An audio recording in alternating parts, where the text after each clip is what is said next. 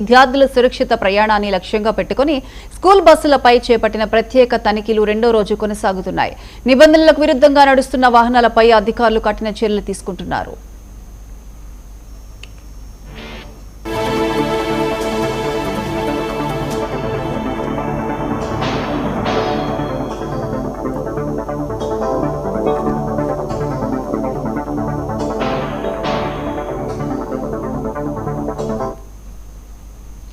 విద్యార్థుల భద్రతకు అత్యంత ప్రాధాన్యత ఇస్తూ రంగారెడ్డి జిల్లాలో స్కూల్ బస్సులపై రవాణా శాఖ అధికారులు విస్తృత తనిఖీలు నిర్వహిస్తున్నారు.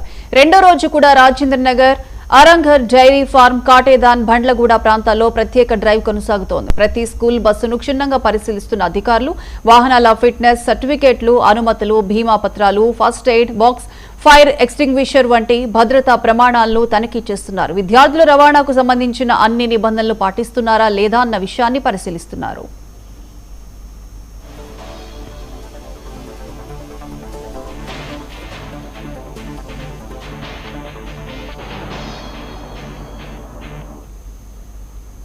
తెలంగాణ రవాణా కమిషనర్ ఆదేశాల మేరకు చేపట్టిన ఈ ప్రత్యేక తనిఖీలో నిబంధనలకు విరుద్ధంగా రోడ్లపై తిరుగుతున్న బస్సులను గుర్తించి సీజ్ చేస్తున్నారు.